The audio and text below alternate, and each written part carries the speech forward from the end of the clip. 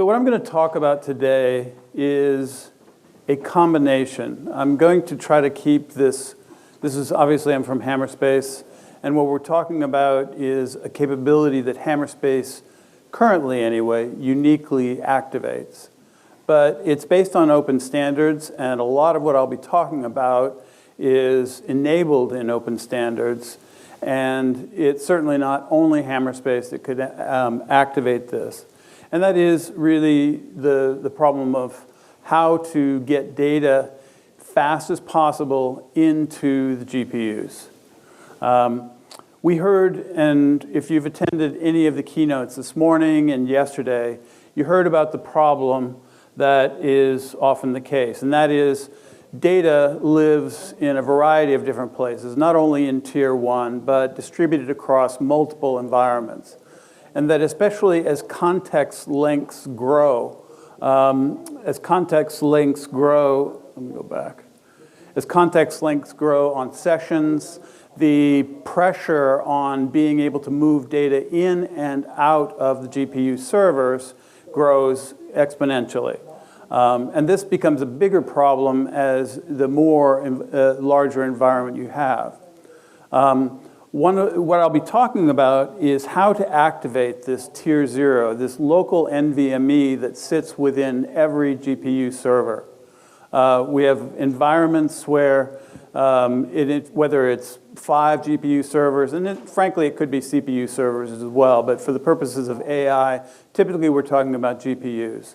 But this can be, depending on the number of GPU servers you have, this can be a relatively small amount, in the tens to hundreds of terabytes, to the petabytes of virtually unused capacity. It's not entirely unused, obviously. Local NVMe within the GPU servers is underutilized. And why is that?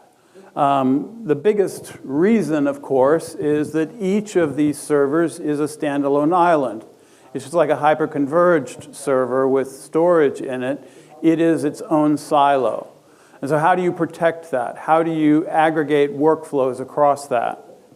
And so what Tier 0 does is it leverages all of this storage and creates fundamentally, just as the brochure says, it is a tier.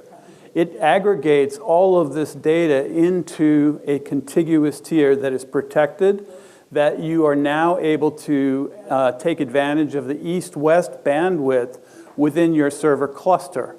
Instead of being individual pockets of data in each of the servers that is standalone islands, it is now part of a contiguous aggregated capacity layer that brings the advantages of local I/O speed, local performance, and being able to enable you to feed those GPUs faster. Where this gets very interesting is, and this is part of where, and I'll try to draw the distinction between what is standards-based and what is Hammerspace's implementation of this. But when you bring this into a global namespace where you're orchestrating that data into and out of the GPU server cluster, you get a dramatic improvement in performance. There is no network storage, attached storage, that is ever going to compete with local storage within the GPU server. We heard that next door in the NVIDIA talk just a few moments ago, where they were referencing this. The key, though, is how do you get that data into and out of this aggregated pool of storage? So in the Hammerspace implementation, of course, we'll talk about our global namespace and data orchestration. And again, I'm not trying to do a product pitch, so I'm not going to go in too much detail on that. But this is how we implement this within the environment. From a raw numbers standpoint, the performance, I mean, it doesn't take a whole lot of thought to think about what the performance advantage of this is going to be. And that is, compared to, and in this example, it's a checkpointing operation of a 500 gigabyte file. Whereas with local NVMe, you're dealing with local NVMe storage. But again, it's aggregated east-west across the entire cluster. And so compared with 100 gig up to a 400 gig network, you've got correspondingly 10x to, at best at 400 gig, 2.5x slower performance for the checkpoint. Whether it's the checkpoint or whether you're pushing context information or a KV cache tier up into this, it really doesn't matter. The numbers are the numbers. If you have a local GPU cluster or CPU cluster, that's one thing. But what if you're renting GPUs in the cloud? And this is where the numbers get very dramatic. Because there is no 400 gig network in a cloud-based implementation of if you're renting GPUs in the cloud. And so you can see the numbers there. It's small print, but you can kind of derive that. And that is, get dramatic performance improvements. But this is not only the theoretical numbers that we can just plot just by raw bandwidth. And this assumes a 90% network efficiency. But we just recently did an MLPerf benchmark, comparing, and this is using parallel NFS that I'll talk about in a minute, and some other enhancements into Linux that are in the open source that I'll talk about in a minute. But what we did is we ran a simulated run, and this is a 3D UNet max simulated for H100s. This is using Hammerspace Tier 0. Again, there's really no proprietary Hammerspace software on this. This is simply using parallel NFS 4.2 with flex files and local I/O that I'll explain in a minute. And we placed pretty good, right in the center of the higher end of parallel file systems in terms of performance.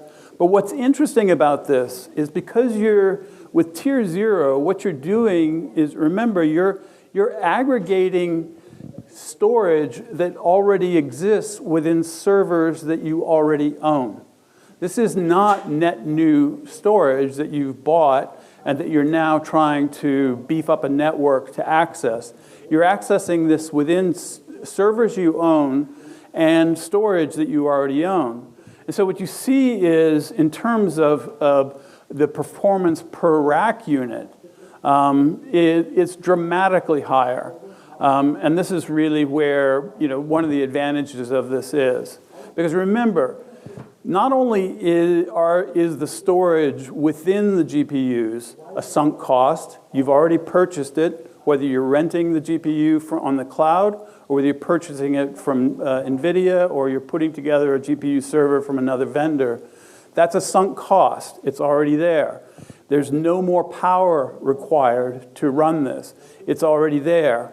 And in an enterprise environment where maybe you really need to accelerate time to first token by beefing up your network and buying the fastest external storage possible, you're still going to be at least, even at the fastest you could buy, you're still going to be at least 2.5 times slower than what you could use with the storage that you already own within those servers.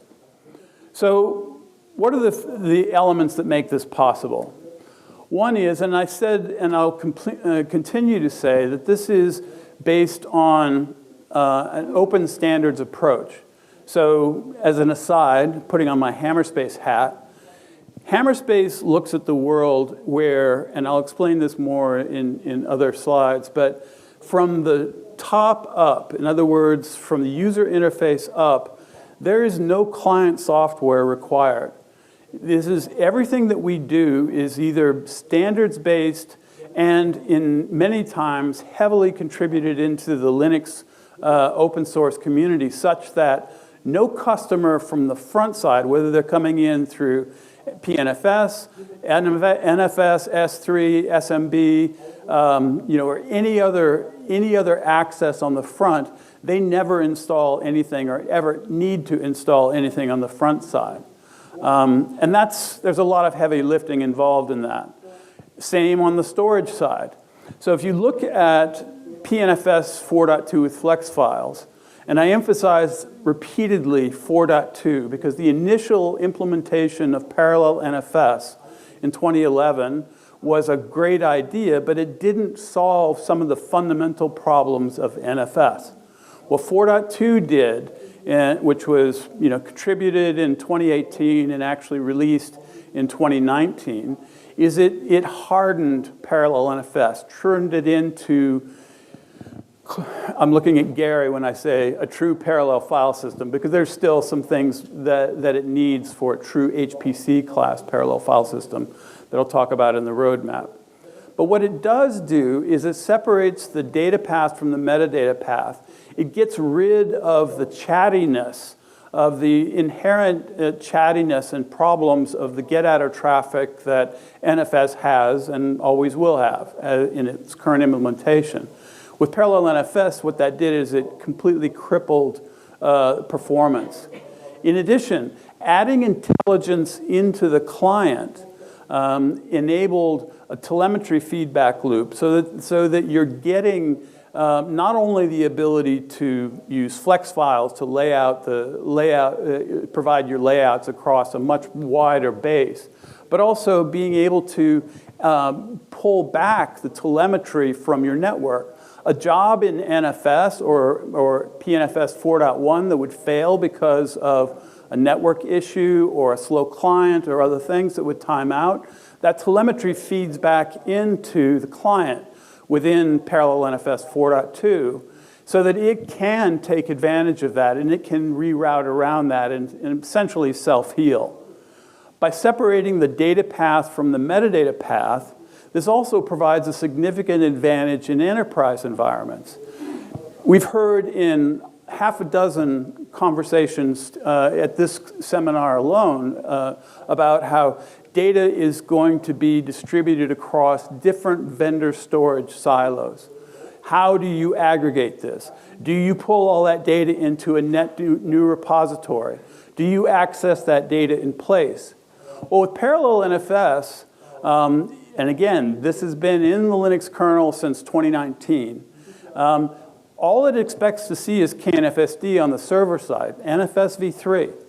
It doesn't require a special client on the front side. It doesn't require modification on the server side, which means that you can use any existing storage that has NFS v3. Hammerspace enhances this by supporting S3 and other protocols. But just from a pure protocol standpoint, from a pure parallel NFS standpoint, this makes it much more portable. And which is kind of the point of looking across the roadmap of what NFS, or what mainly Hammerspace has contributed. And so if you go back, I mean, from parallel NFS to flex files and NConnect, up through local I/O that I'll talk about in a minute, especially as it relates to tier 0, but also things that are coming now. Pure just added striped flex files, which thank you very much, because that's been on our roadmap a long time, and they helped us and got that done. NFS, if you attended David Flynn's talk yesterday, NFS Direct and NFSD Direct, enabling basically direct access, a zero copy access, especially in very high bandwidth environments. The ability NConnect to one file enhancement. This is what really begins to make parallel NFS look like the typical many-to-one Lustre type of a parallel file system, where instead of it's a very strong as a many-to-many, but in classic mod sim HPC workflows, many-to-one, pNFS is not suitable. This enhancement is coming. And then client-side erasure coding, which gets more. There's over 3,000 enhancements that Hammerspace, and now with the assistance of Pure, have enhanced into the Linux kernel since, this is going back over 10 years. 5 years of this was building the Hammerspace file system before we even had a product to release. Because, and I received this question at the Tech Field Day last week, it's like, well, what are you giving up by not requiring a custom client or by not putting your proprietary hooks in on the client side or on the storage side? And the answer is, what we've given up is 5 years of a lot of heavy work because we've gone through the effort of pushing this up through IETF and into the Linux community, meaning that a lot of our competitors will create a custom Linux kernel, but they keep it proprietary. They require you to install that in your environment. We don't, right? But we've had to do that heavy lifting to push it into the community. So let's talk about local I/O, this came out recently. And in the context of Tier 0, where you're accessing the local local NVMe on the GPU server, this is a very good enhancement. So typically, in the Linux kernel prior to local I/O, whenever an application would go through the kernel, it would expect that the data is on some sort of an external storage.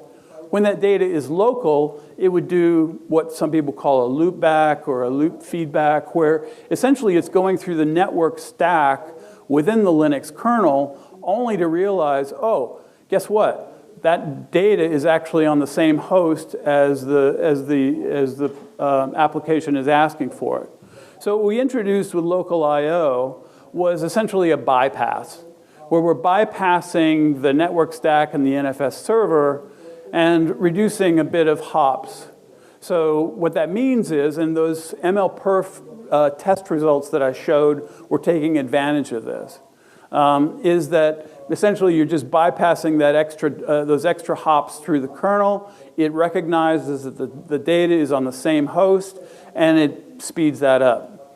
Now, in real world, it doesn't really affect write performance that much, but it significantly improves read performance, so resilvering and reading in helps, but it also reduces the CPU load on the server. And so what that does is, and again, this was released in the 6.12 release last November. It was pushed, it was enhanced in 6.14, and it was released, in 6.12 in November, and then it was released into RHEL 10 in May 2025. It's in most distributions by this point. I heard Xenor talking about it earlier in their presentation.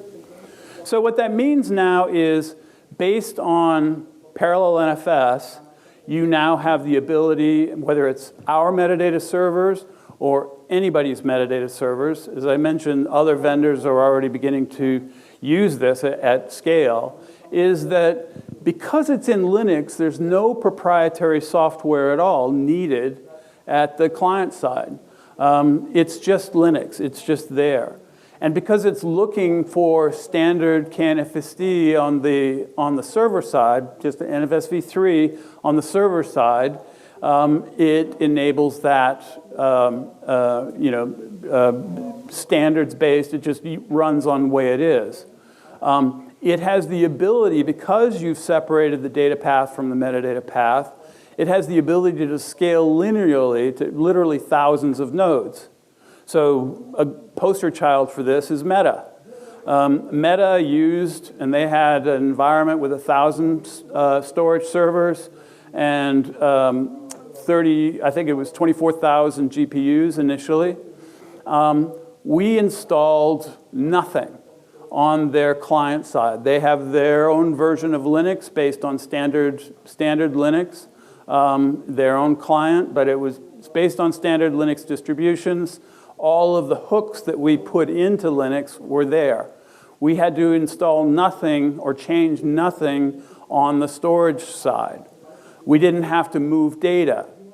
We brought in this case, it's 3 pairs of our metadata servers. And the only reason it's 3 pairs is because they have triple fault domains, triple power rails, triple redundancy, so that any single environment can be pulled and it still runs.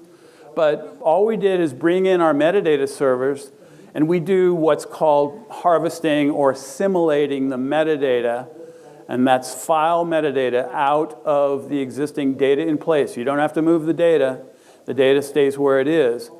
That metadata now goes into our metadata servers, and it is the file system. Now their clients, again, their applications are not modified. There's nothing they needed to do. They simply look at our metadata servers, and they see a file system. That's what the file system looks like. But when the applications say, I want these files, this subset of files, what it's doing with the metadata server is providing them with a layout that directs them, that points it directly to the storage. It doesn't go through any Hammerspace kit, it goes directly, which means they can scale it out parallel with NConnect within the Linux kernel and other enhancements that we put in there. It enables them to scale out and parallelize dramatically. So that enabled them to, they trained Llama 2 and Llama 3 using this architecture. With Llama 4, we in fact migrated this into the cloud. They started in OCI, and I think they were already moving some of it over to AWS because it's completely portable. I'll give you another anecdote of how this separating the metadata is important. They needed to move, they had 42 petabytes, they needed to move from one data center to another. They were constantly shifting this around between resources, which is why they ultimately went to the cloud, because that's where the GPUs happened to be, because they would run out. But they needed to move this to another environment. And so they informed this was part of their AI research supercluster. They informed them that, okay, we're going to do a migration. It's going to be 42 petabytes. We're migrating from one data center to the next. Well, all they did, that migration, was stand up another Hammerspace metadata server on this side, and we simply replicated the metadata.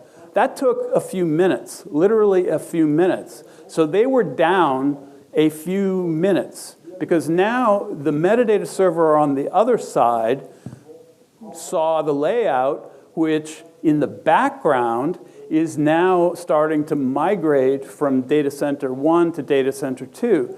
The clients were just down for a few minutes, and the researchers said, hey, I thought you guys were going to do a migration. They said, oh, no, we're done. Well, they're done from the metadata side. The applications were back up and running, but behind the scenes, the data was flowing. 42 petabytes took whatever time it took to get from one side to the other. This is another feature that we put into the pNFS 4.2 spec, which is live data mobility. You can be moving active data from one to another, and because the users are accessing the file system, they're seeing a persistent view of the data. Where the instantiation of the actual bits are is completely irrelevant to what the file system view is from the front. So that data can be moving even as it's actively being read and written, and that provides a tremendous amount of flexibility. This is how we're able to do things like with Epic Games, where we've got 12 data centers around the world, all of them looking at the same file system, same instantiation, same inodes, but the data could be anywhere, and it could be moving anywhere at any time. So in the context of Tier 0, what this means is that you now have volumes, whether it's on within the local storage within the GPU server, or whether it's in an external GPU server, that all stand up as volumes within the Hammerspace file system. And again, this is not a Hammerspace pitch, but remember, that file system is the file system that users are mounting. They're mounting through any protocol. We heard earlier Vas talking about a multi-protocol access. Well, this is true multi-protocol access with the same permissions, the same access, and also, oh, by the way, this is blessed by NVIDIA. This is part of the AIDP blueprint architecture that is endorsed by NVIDIA, and that you'll see more about at GTC in Washington coming up soon. So this parallel global file system, whether you're looking at it from one location or whether it's distributed across multiple locations, is seeing all of that data as a global namespace, as a unified namespace. I hesitate to use global namespace because that means so many different things depending on the context. But fundamentally, it is a unified namespace. But that is because you're looking at the actual file system itself.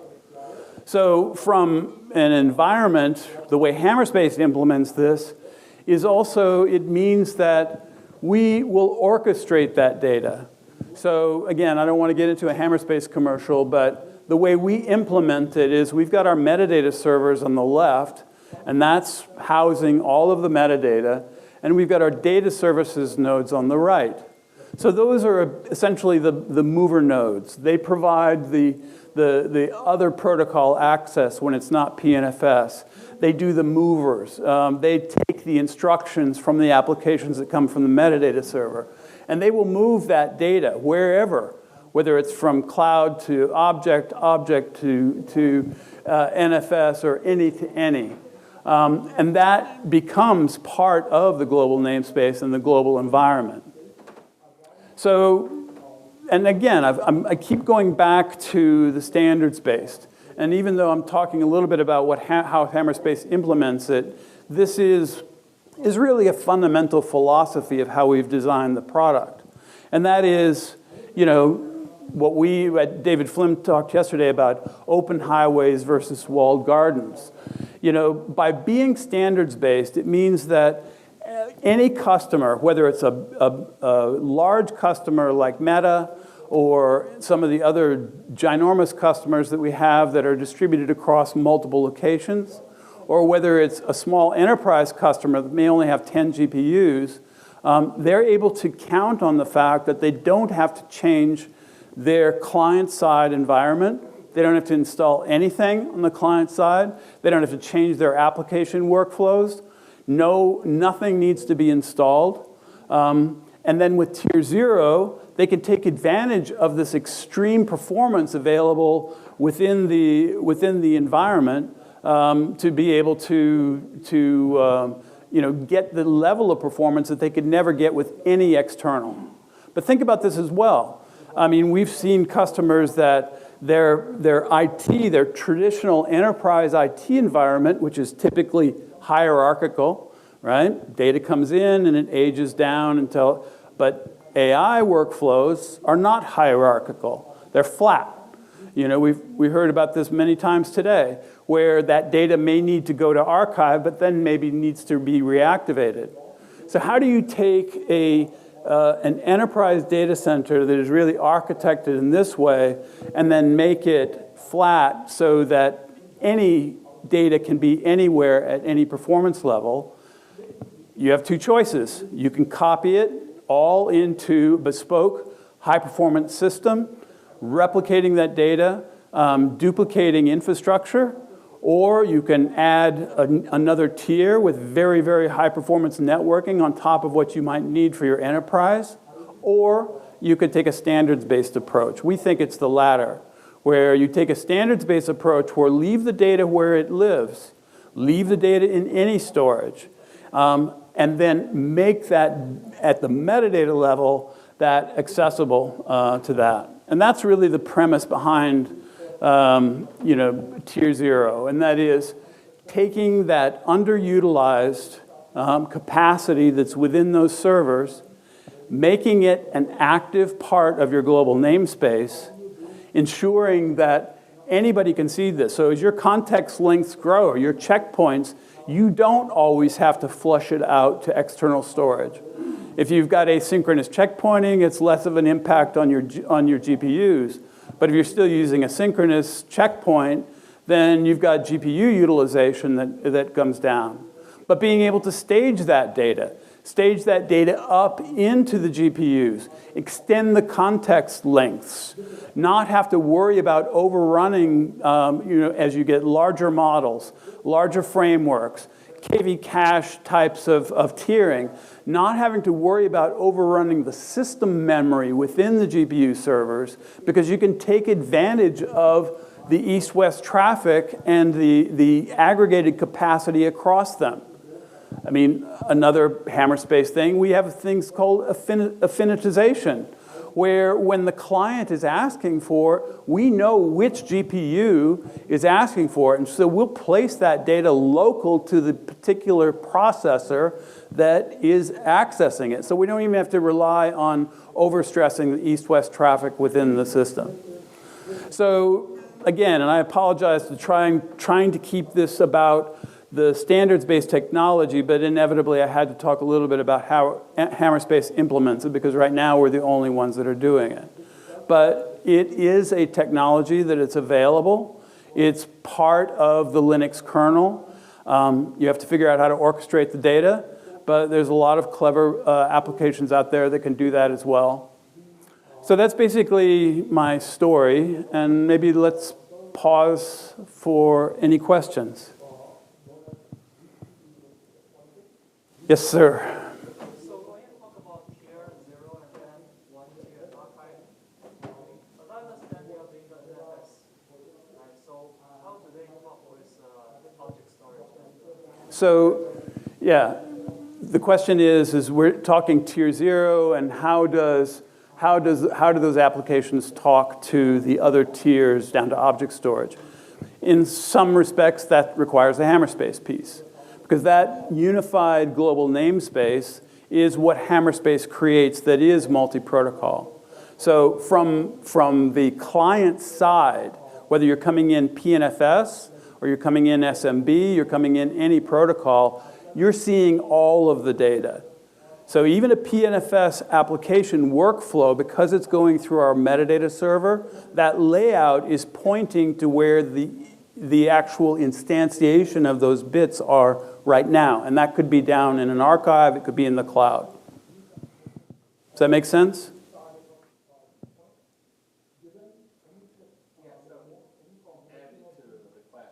Yes. You have a global namespace that's composed for different storage technologies. Correct. So do you stripe the data across all the types of storage, or you have internally tier 0, like for absorbing writes and things like that, and per time you just move the data? So we have within Hammerspace, and I didn't want to go too deep into the Hammerspace technology, but within Hammerspace we have what are called objectives. These are declarative policies that are based on metadata. And that metadata could be standards POSIX metadata, the age of the file, like a standard tiering type of thing. It could be rich metadata that is custom applied by applications or derived from context within the files or derived from the storage itself. So a tiering application, and these objectives, there could be multiple of them that are stacked up. So the storage is irrelevant to us. We can see it, whether it's an S3 storage, cloud storage, or in the case of a high performance where it's like an NFS v3. But from a file system standpoint, the data is just in that, is presented in that metadata layer. Now, the policies, these objective-based policies, will stage that data. I mean, in a workflow, for example, that might be triggered by a Slurm or other scheduler, or that might be triggered through an application workflow, an AI application workflow, where you're pre-staging data up into the GPU layer. All of that happens behind the scenes. That live data mobility that I talked about, that means all of your I/O, all data movement is a background operation because the file system is persistent on the front layer. Yeah, that's clear, but on traditional tiering, Yeah. like tier 0, where all your engines, if they become full, or you have... Sure. So you start doing So the writes. Yeah. Yeah, classic, yeah, so you're asking about like a classic tiering scenario where it gets full. That's where the policies come into play. You know, so, I mean, a classic, you know, HSM type of a policy would be, okay, you know, I'm aging out of the storage the oldest files or so forth. Well, with rich metadata, you can be more intelligent than that. It could just simply be time-based, sure. you age off the lower stuff because the application, but you can also put file reservations on there, or you could do place-ons that would hold that data in there. So for a persistent workflow where maybe you don't want to lose context in an AI job, that policy, or what we call an objective, could require that that data stays there, and then other data would move around. So you've got tremendous flexibility, and typically this is done through a combination of custom metadata, the workflow automation that may come from specific applications as to what constitutes a trigger to move data from one place to another. Bear in mind, depending on how much storage, you may have petabytes worth of tier 0, what we're calling tier 0, this local NVMe that is available across a large cluster.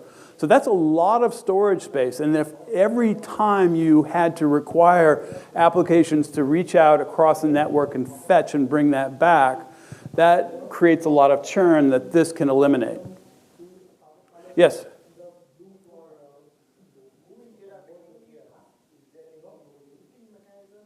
Any what? Yes. Yeah, so the question is, moving data between tiers, is there a hinting? And that's really where you get into the workflow automation, where you may want to, based on a request from an application for a particular file, then there's a logic to that that says, oh, the surrounding files, or if it's related in a sequential sequence, you may already want to proactively prefetch the surrounding data. So it's not just an atomic operation every time. And that's how you build your policies, what we call policy objectives, is you build that intelligence, or some of that is inherent in the way we implement it, but it can be built into it and automated by workflows. Yes?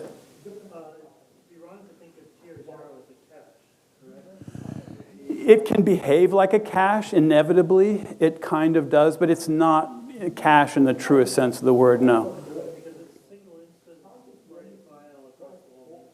Unless you, as you saw client-side erasure coding in the roadmap, ultimately this will be erasure coding. It might be client-side mirroring. You could have other ways of replicating the data depending on your workflow. So it's not necessarily a single instant cache. If you're doing something like a checkpoint, you might drop it quickly into tier 0 and then asynchronously move it off, and you wouldn't necessarily replicate that. Certain other data, you might use a client-side mirroring or erasure coding to protect it east-west across the cluster.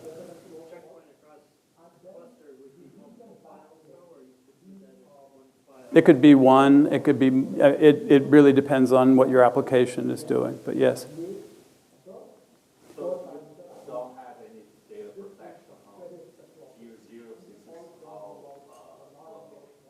Well, the question is there data protection on tier 0? Inherently, it's not rated or anything like that across. When we have client-side erasure coding, then it'll have erasure coding. We'll often use client-side mirroring for that, which is less efficient, but what we're doing is reclaiming capacity that was underutilized anyway. It's essentially free capacity. But don't forget, within Hammerspace, we will take copies and version those copies downstream. And they're not really copies, they're instantiations. So we can have multiple instantiations of the same file. So depending on the workflow, it may land here, quick client-side mirroring for protection, and then asynchronously, we're tiering it downstream to cheaper storage or object storage or cloud or wherever. Which has yeah. That's right. And there's multiple layers of protection within Hammerspace itself. But again, that's our implementation of it, right? Kind of get it. So all your available capacity is the sum of storage in the data center. Correct. Okay. Correct. Because it's all a single namespace. And more than just a namespace, it is a single pool of storage. Normally, how it would be implemented is that you would have a erasure coding in that tier 0 Yeah, when client-side erasure, I mean, we would have client-side erasure coding today, except for the heavy lifting of having to get IETF to agree on the architecture and push it in. But that's ongoing and will be there. Once that's there, and this is a Mojet transform erasure code, so very efficient, meaning that now you've got an inherent protection layer there, plus the other protection that you can add to within Hammerspace. But once that's in the Linux kernel, anybody could implement tier 0, get that level of protection within tier 0, within the aggregated capacity of the servers, of the local NVMe within the servers. So is the metadata server concept is a Hammerspace concept, or it is a pNFS, like to separate metadata? I mean, it's separating a separate metadata server from the data path. Metadata from the data path is a classic parallel file system architecture. We have our own implementation of that. Obviously, we built a file system. So it's not only what we've pushed up into the kernel, but we've also built the file system on the same principles, leveraging the same technology within Hammerspace. And so the goodness of that is in our implementation of a metadata server. Pure is doing something, their own version of the same thing, and they've got their own implementation of a different type of metadata server. And other technologies will do the same. Gary?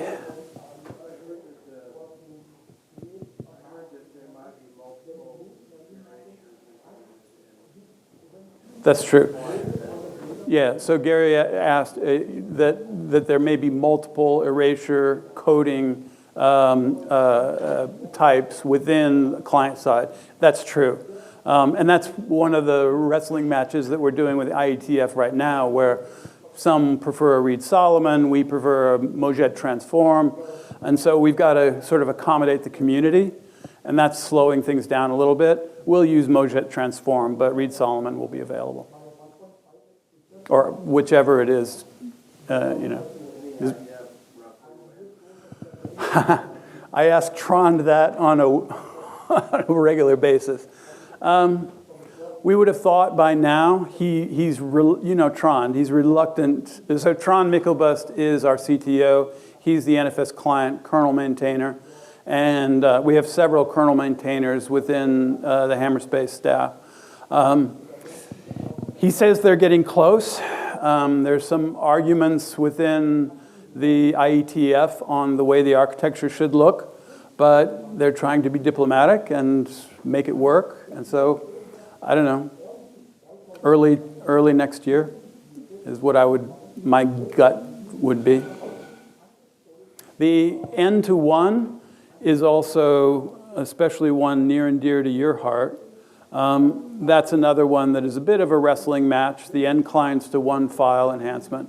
That's a bit of a wrestling match within the IETF as well. But that's actively being pushed. You know.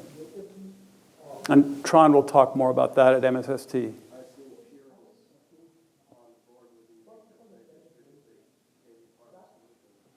Yeah, well, that certainly helped us, you know. But it's not really us. I'm saying that with a bit of tongue-in-cheek. The reality is, it's better for the community. If you look at the spirit of this entire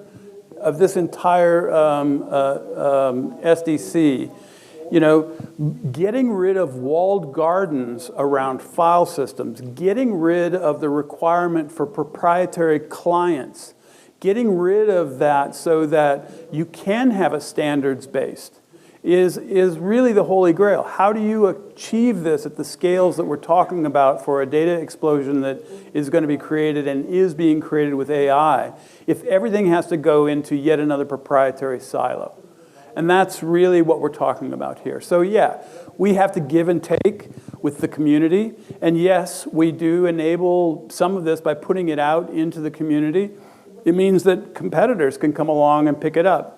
We feel that we've got a 10-year head start, and that we can leverage that, and we're keeping ahead of that. But that's the price you pay for an open architecture. Any other questions? I'm getting the 5-minute, 2-minute, the 5-minute hook. So any other questions?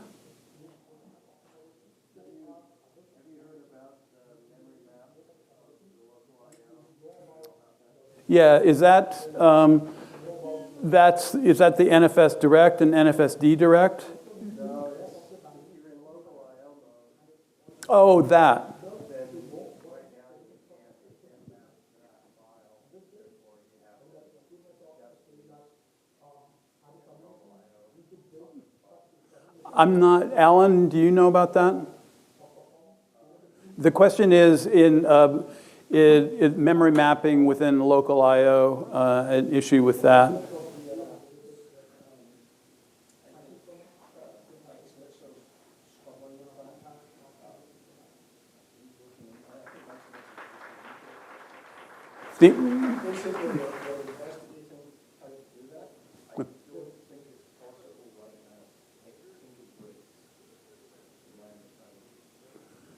So this is a problem that we're working to fix within local I/O for memory mapping, right?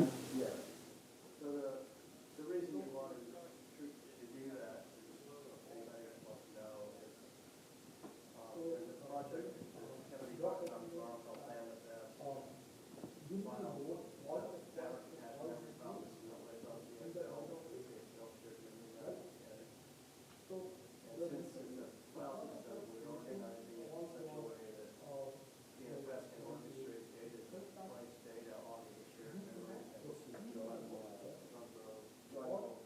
Okay. So you can orchestrate data from the shared memory area, and you can orchestrate it that way.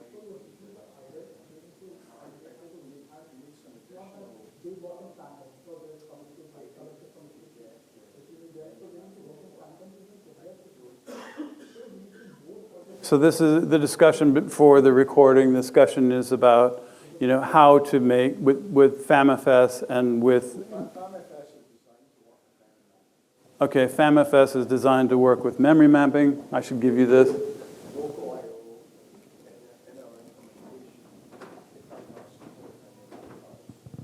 Okay. Okay.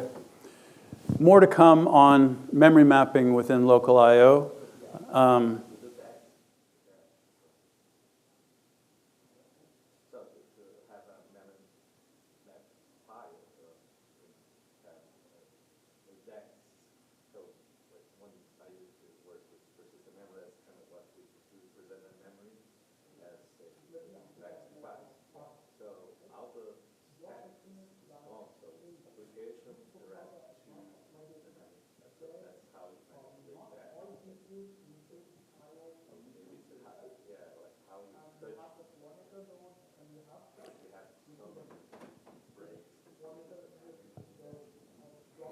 Bottom line is watch this space. It'll be very interesting to see, especially as we get the upcoming enhancements in Linux. Because, again, you know, there's a lot of file systems out there. We've heard a lot from this show. And, you know, it can really only work at the scale of AI if it has a standards-based front end and back end. At least that's our contention, and that's what we've invested in. It would have been a lot cheaper, and we would have been a lot faster to market had we just kept everything proprietary. But that's not kind of the vision that we've had, and that's really the way that we've approached this.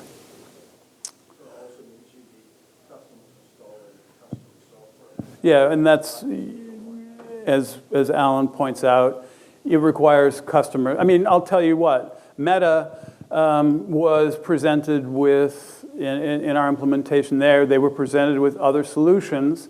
Remember, this is OCP hardware.